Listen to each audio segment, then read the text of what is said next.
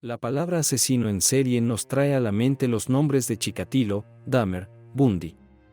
Criminales a los que difícilmente se puede llamar humanos, sabiendo lo que han hecho. Pero la historia conoce casos más terribles, casos en los que niños se convirtieron en asesinos despiadados. Uno de ellos es la historia de Mary Bell, una niña británica de 11 años condenada a cadena perpetua en el 68. Esta niña que estás viendo ahora fue condenada en diciembre de 1968 tras confesar múltiples asesinatos. Solo tenía 10 años cuando cometió su primer delito. ¿Cómo pudo una niña de aspecto angelical convertirse en asesina? En mayo de 1957, una prostituta de 16 años llamada Betty Bell dio a luz a una niña. Por razones desconocidas, carente por completo de instinto maternal, no abandonó a la niña. Mary habría tenido una vida mucho mejor en un orfanato que en casa de sus padres. Mary vivía con su madre Betty en Bute-Auxerot, en Scotsford, una zona económicamente deprimida de Newcastle. Hasta la década de 1960, muchas zonas de Newcastle, incluida la propia Scotsford, estaban edificadas con casas adosadas construidas en el siglo XIX para la clase social trabajadora con épicas casitas de 2 plantas. En los años 60, estas casas adosadas empezaron a demolerse para dar paso a urbanizaciones modernas, lo que provocó que los niños de la zona jugaran a menudo en las casas que habían sido reubicadas pero no demolidas. O jugaban en los solares vacíos que se crearon tras las demoliciones. Mary nunca echó de menos a su madre porque solo en su ausencia se sentía segura. Betty tenía discapacidades mentales desde la infancia. Por ejemplo, durante muchos años se negó a comer con su familia. A menos que le pusieran la comida en un rincón debajo de una silla. Betty se dedicaba a la prostitución y a menudo estaba fuera de casa trabajando en Glasgow. Además de Mary, tuvo otros 3 hijos. Mary era una niña no deseada y antes de nacer Betty hizo un intento fallido de envenenamiento con pastillas. La tía de Mary, Isa M. Rickett, testificó en el juicio que en la primera infancia de Mary ésta sufrió repetidos accidentes domésticos cuando se quedaba sola con su madre, lo que llevó a los familiares a creer que Betty intentaba deshacerse de su hija, en un esfuerzo por hacer que el fallecimiento de Betty pareciera un accidente. En una ocasión, en 1960, Betty simplemente arrojó a su hija por la ventana de una planta baja. Un testigo independiente vio cómo Betty le daba a su hija somníferos disfrazados de caramelos. En otra ocasión, cuando Mary era un bebé, Betty la vendió a una mujer mentalmente inestable que no podía tener hijos propios. Catherine, la otra hermana de Betty, recorrió personalmente todo Newcastle hasta que encontró a su sobrina y la llevó a casa. Al mismo tiempo, por razones desconocidas, Betty se había negado en redondo a las peticiones de sus familiares para que Mary quedara a su cuidado. La propia Mary declaró durante los interrogatorios que sufrió repetidos abusos sexuales porque Betty la obligó a participar en actos sexuales con hombres desde que tenía 4 años. Hay otra hipótesis. La loca madre padecía el síndrome de Munchausen y atribuía las enfermedades de su hija para llamar la atención de los demás. Sin embargo, la futura asesina se enteró de cómo es la muerte en la madurez cuando su amiga murió delante de sus ojos. Conociendo los acontecimientos posteriores en la vida de Mary Bell, se puede suponer que la muerte no la asustaba, sino al contrario, la encantaba. Exteriormente, Mary era muy simpática. Los vecinos y los profesores de la escuela se dieron cuenta de sus rarezas incluso antes de que se convirtiera en asesina. La hija de la prostituta de Betty era retraída, agresiva y muy sencilla.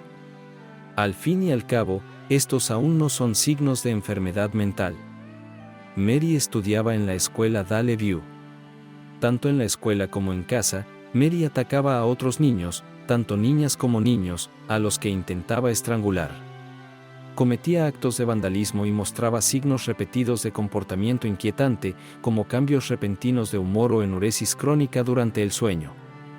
Uno de los compañeros de clase de Mary más tarde testificó que en ese momento ya estaban acostumbrados a su comportamiento impredecible, hasta el punto de que solo por su expresión facial sabían que Mary estaba a punto de atacar a uno de ellos. Debido a esto, otros niños evitaban jugar con Mary y la única persona con la que tenía una relación amistosa era Norma Joyce Bell, la hija de 13 años de su vecina. Las niñas compartían el mismo apellido, pero no tenían parentesco alguno. El 11 de mayo de 1968, ocurrió un accidente con uno de los niños que vivía cerca de Los Bell. Un niño de 3 años cayó del techo de un edificio de un piso y milagrosamente sobrevivió. En ese momento, nadie sospechó que Mary estuviera involucrada en el accidente, aunque estaba cerca cuando ocurrió.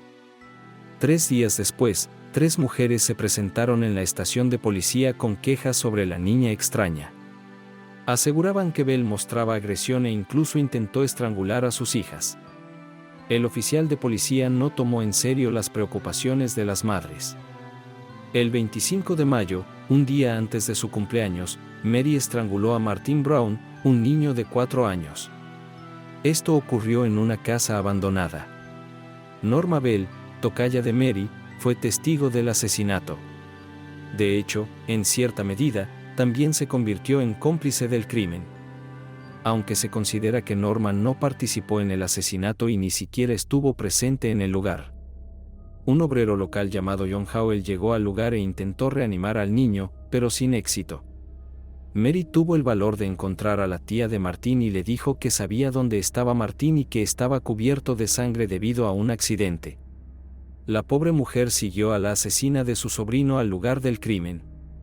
En los días siguientes, Mary y Norma atormentaron a la tía de Martin haciéndole preguntas sobre cómo se sentía su familia, si su madre lo extrañaba, y finalmente, en algún momento, la tía de Martin dejó de abrirles la puerta. La joven asesina inventó una versión que su amiga corroboró. Dijeron que Martin fue golpeado por otros niños desconocidos, lo que causó su muerte. Sin embargo, esta versión desconcertó a la policía. No había signos de violencia en el cuerpo del niño y cerca de él había una botella vacía de somníferos. Las autoridades llegaron a la conclusión de que la muerte fue accidental, que el niño de 4 años había ingerido somníferos por error. ¿A quién no le puede pasar? Pronto ocurrió otro evento extraño que parecía imposible de ignorar. El día del funeral de Martin, Mary se presentó en la casa. La madre inconsolable abrió la puerta. La joven dijo que quería ver al niño fallecido. La mujer cerró la puerta en su cara y pronto olvidó la extraña visita. La madre del niño asesinado solo recordó este incidente 2 meses después, cuando se cometió otro espantoso crimen. Curiosamente, Mary y Norma no hicieron mucho para ocultar su culpabilidad. En una ocasión, incluso informaron a los niños del vecindario que estaban involucradas en la muerte de Martin. La información llegó a los adultos, pero consideraron que las declaraciones de las niñas eran producto de una imaginación insana. En la escuela, Mary dibujó a un niño en la misma posición en la que yacía Martin Brown. Aunque Mary no fue la única niña que sabía cómo murió Martin, fue la única que dibujó la escena. Aunque parece extraño, la maestra no sospechó nada, ya que sabía que los niños habían escuchado sobre el incidente. Los ataques de Mary a otros niños y su alardeo continuaron. En un momento, señaló la casa donde se encontró el cuerpo de Martin Brown y le dijo a los niños del vecindario que ese era el lugar donde ella lo había matado. Sin embargo, los niños solo se rieron y no le dieron importancia. El 26 de mayo de 1968, cuando Mary cumplió 11 años, atacó a la hermana menor de Norma. Se comportó de manera tan cruel e inadecuada que el padre de Norma tuvo que echarla de la casa. Comenzó a perder el control después de los funerales de Martin Brown. Deseando llamar la atención, Mary se volvió hacia su mejor amiga Norma y la atacó con ferocidad. Le arañó la cara y le golpeó la cabeza con el pie. Después del ataque, dijo que estaba dispuesta a matar de nuevo. Los niños que presenciaron el ataque ignoraron la amenaza, ya que Mary tendía a dramatizar mucho. En una foto tomada durante una manifestación organizada por los lugareños para presionar al gobierno para que demoliera edificios abandonados y prevenir futuras muertes, se puede ver a 2 niñas sosteniendo un cartel. Una de ellas es Mary Bell. Sí, la joven asesina se humilló a sí misma para involucrarse en el incidente. Los expertos consideran que los asesinos hacen esto para satisfacer su ego narcisista y mantener el alboroto sobre el asesinato el mayor tiempo posible. Aunque la investigación criminal oficial no comenzó, después de la muerte de Martin Brown, el médico que examinó el cuerpo informó a los oficiales que parecía que algún niño lo había estrangulado hasta la muerte. Sin signos de violencia, ya que las manos de un niño son mucho más pequeñas y débiles que las de un adulto. Al mismo tiempo que ocurrió el ataque a la hermana de Norma, las niñas entraron en el jardín de infancia de Woodlawn Crescent. Se colaron a través del techo de pizarra, arrancaron tejas, destrozaron libros, volcaron mesas y esparcieron tinta y pintura por todas partes. Al irse, dejaron 4 inscripciones de contenido extraño con errores gramaticales. La policía consideró que este incidente era una gamberrada infantil y de mal gusto. Si estas confesiones de culpa hubieran sido tomadas en serio, al menos la vida de otro niño habría sido salvada. El 31 de julio de 1968, Mary y Norma Bell cometieron otro asesinato, estrangulando a Brian Howe, un niño de 3 años. Es decir, 2 meses después de la muerte de Martin Brown. En un descampado, cerca del mismo lugar donde mataron a su primera víctima. Después de matar al niño, las niñas regresaron para grabar la letra N en el abdomen del niño con una cuchilla de afeitar, que luego cambiaron por M.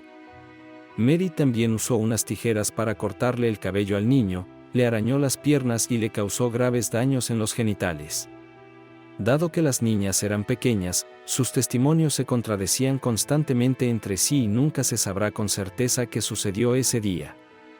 Después del segundo asesinato, la policía comenzó a sospechar que las cartas dejadas en el jardín de infancia no eran una broma, sino una confesión de alguien que admitía el asesinato de Martin Brown. El descubrimiento del cuerpo de Brian Howe provocó una búsqueda a gran escala. Más de 100 detectives de todo Northumberland se unieron a la investigación. Para el 2 de agosto, habían interrogado a más de 1.200 niños. Norma y Mary fueron interrogadas el 1 de agosto. Norma mostraba señales de nerviosismo durante el interrogatorio, mientras que Mary estaba atenta pero callada. Aunque ambas niñas eran evasivas y contradictorias en sus declaraciones iniciales, admitieron libremente que habían jugado con Brian el día de su muerte, pero negaron haberlo visto en la segunda mitad del día. Al día siguiente, Mary fue interrogada nuevamente y dijo que el 31 de julio vio a un niño local de 8 años jugar con Brian y golpearlo varias veces. Además, afirmó que el niño estaba cubierto de hierba y maleza, como si hubiera estado rodando por el campo, y que llevaba consigo unas tijeras pequeñas. Luego, Mary relató que vio cómo el niño intentaba cortarle la cola a un gato con esas tijeras, pero fracasó porque las tijeras estaban rotas. Tan pronto como el principal detective e inspector James Dobson examinó los testimonios de Mary, llegó a la conclusión de que Mary posiblemente era la asesina. El niño de 8 años del que habló Mary fue interrogado rápidamente y se descubrió que tenía una sólida coartada para el 31 de julio. La información sobre las tijeras rotas en el lugar del asesinato solo era conocida por la policía. Norma fue interrogada nuevamente y confesó todo. Según Norma, Mary le dijo que disfrutaba estrangulando a los niños y mutilando el cuerpo de un niño de 3 años.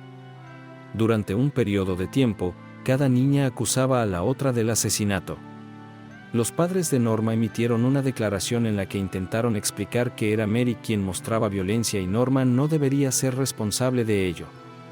El 17 de diciembre de 1968, en una sesión fuera de la corte en Newcastle, Norma Bell fue absuelta, mientras que Mary Bell fue condenada por 2 asesinatos no premeditados con circunstancias atenuantes debido a su responsabilidad limitada. La circunstancia atenuante fue el diagnóstico psiquiátrico del tribunal, que identificó una desviación psicopática, con síntomas que incluyen la falta de remordimiento por las acciones cometidas y la incapacidad para planificar sus consecuencias. En el juicio, Mary declaró que mataba solo por el placer que obtenía del asesinato. En última instancia, por mandato de Su Majestad, Mary fue sentenciada a prisión indefinida con la posibilidad de liberación solo cuando las autoridades determinaran que ya no era una amenaza para la sociedad. Antes del juicio, Mary estuvo en custodia preventiva en las cárceles de Darlington y South Normanton. Después del juicio, fue trasladada a la institución especial Red Bank para niños Southwells en Merseyside. Después de 25 años, John Venables, uno de los asesinos del niño James Bulger de 2 años, fue encarcelado durante este periodo, donde fue el foco de atención de la prensa británica e incluso de la revista alemana Stern. Betty dio entrevistas con bastante frecuencia e incluso mostró cartas a los periodistas que según ella fueron escritas por Mary. Aunque esta afirmación estaba destinada a niños de ambos sexos, Mary era la única niña allí en ese momento. Más tarde afirmó que cuando tenía 13 años, fue violada por otros prisioneros y un miembro del personal. Mary permaneció en la institución especial Red Bank hasta noviembre de 1973. Luego, debido a que tenía 16 años, fue transferida a la prisión de Su Majestad Estial en Cheshire. Mary se opuso rotundamente a esta transferencia y presentó solicitudes fallidas de libertad condicional. Cuando Mary cumplió 18 años en junio de 1976, fue trasladada a la prisión de baja seguridad Moor Court, donde tomó cursos para secretarias. 15 meses después, en septiembre de 1977, Mary y otra prisionera, Annette Brist, escaparon de allí. Pasaron los siguientes días en compañía de 2 jóvenes en Blackpool, durmiendo en varios hoteles locales, donde Mary usó el seudónimo de Mary Robinson. Luego, Brist y Bell se separaron. Annette fue a Leeds, mientras que Mary fue detenida junto a uno de los chicos, Claire Sirvif, en su casa en Devonshire el 13 de septiembre. En ese momento, se tiñó el cabello de rubio en un intento de camuflarse. Esa misma noche, fue devuelta a prisión y perdió todos los privilegios durante 28 días. Annette Brist fue detenida unos días después. Mary vivió durante un tiempo en la prisión femenina HMP Camp Hill Lodge en South Norwood. El último lugar de detención de Mary fue la prisión de régimen abierto Askham Grange en North Yorkshire, donde fue transferida en junio de 1979 para su reintegración en la sociedad. Mientras estaba allí, Mary trabajó como secretaria y camarera en un café en la Catedral de Trillón. A los 23 años, Mary fue liberada en mayo de 1980 después de cumplir 12 años de prisión. Para que pudiera comenzar una nueva vida, se le proporcionaron documentos con un nuevo nombre y se le brindó total anonimato. Después de varios años, el 25 de mayo de 1984, nació su hija, quien durante mucho tiempo no supo nada sobre el pasado de su madre. Sin embargo, en 1998, los reporteros descubrieron la residencia de Bell en Sussex, después de lo cual ella y su hija, cubriendo sus cabezas con sábanas, se vieron obligadas a abandonar su hogar bajo la supervisión de la policía encubierta. El anonimato que Mary obtuvo después de su liberación también se aplicó a su hija. Sin embargo, tenía carácter temporal. Según las disposiciones iniciales, su duración estaba limitada al periodo de minoría de edad, lo que significa que después de cumplir los 18 años, a la niña se le debía retirar del programa. Sin embargo, el 21 de mayo de 2003, Bell ganó un caso en el Tribunal Supremo, que también decidió otorgar a su hija anonimato de por vida de manera similar. En enero de 2009, se informó que Bell se convirtió en abuela y que su nieta también estaba incluida en el programa de anonimato de por vida. ¿Merece Mary Bell tener la oportunidad de vivir el resto de sus días como una persona normal con una familia normal, o no debería haber perdón para alguien que mató a niños? Cuídense mutuamente. Nos vemos en los próximos videos.